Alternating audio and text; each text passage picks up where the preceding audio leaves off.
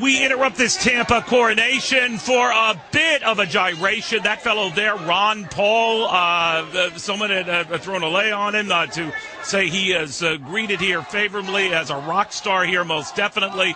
Ron Paul telling me he likes this ticket. That doesn't mean he is supporting this ticket. Ron Paul, minutes ago.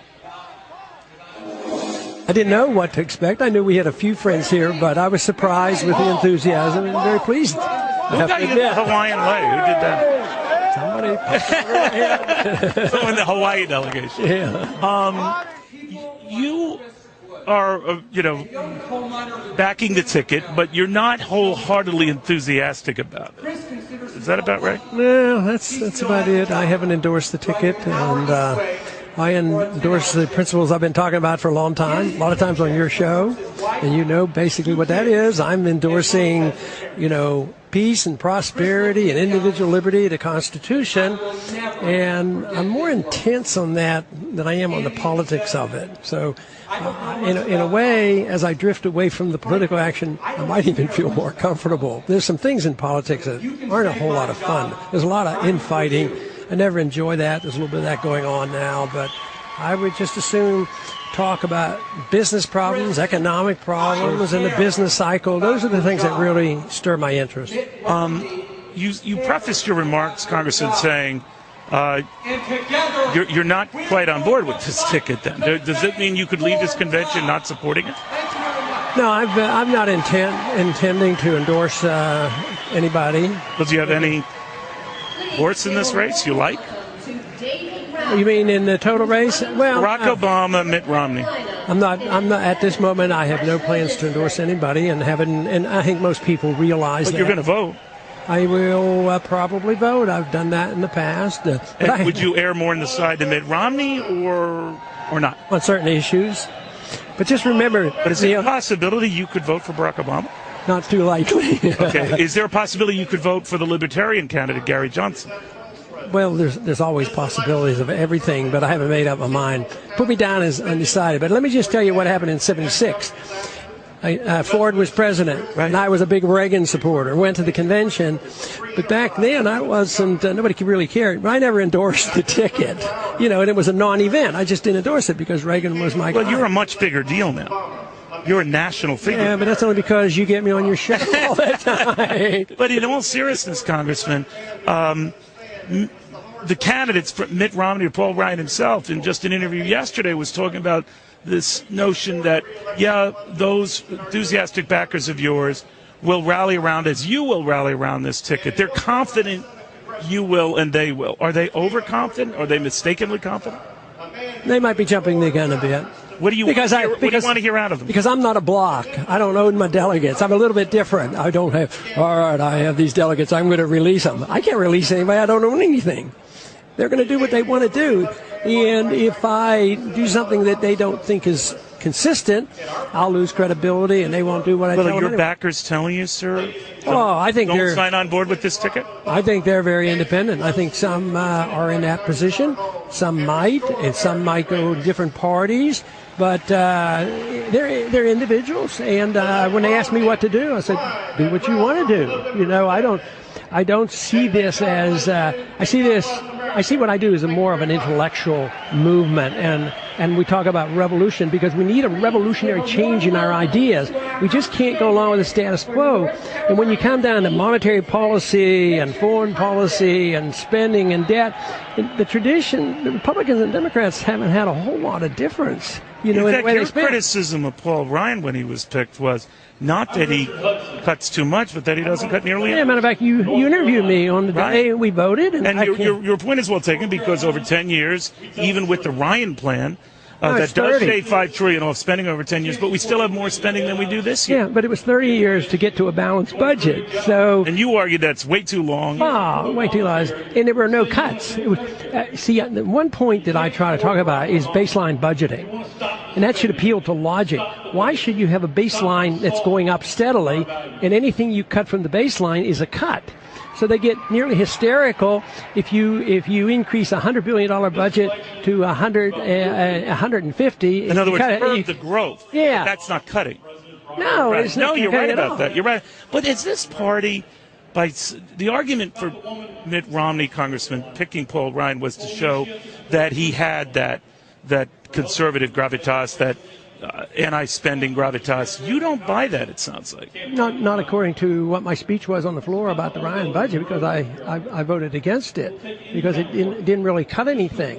But the Democrats fall into the trap. The Democrats become the group that solidifies his reputation by saying, "Oh my Lord, look at what this Ryan does. The Ryan is slashing the budget." Conservatives say, "Hey, that's our guy."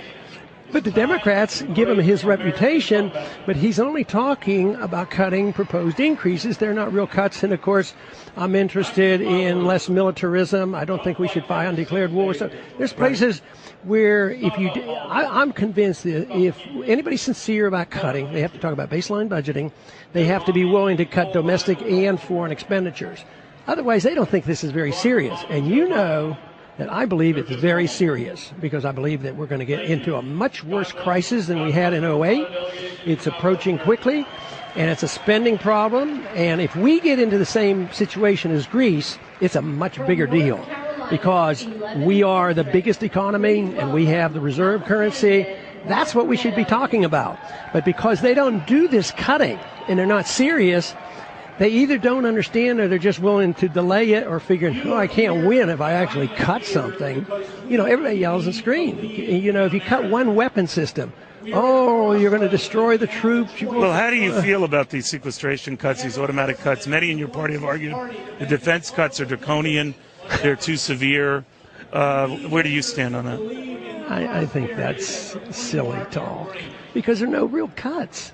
There's just cuts in the proposed increases, and that's where the problem is. So they fight, they delay it, they get the deficit level increase, the debt level increase, and they agree to sequester funds.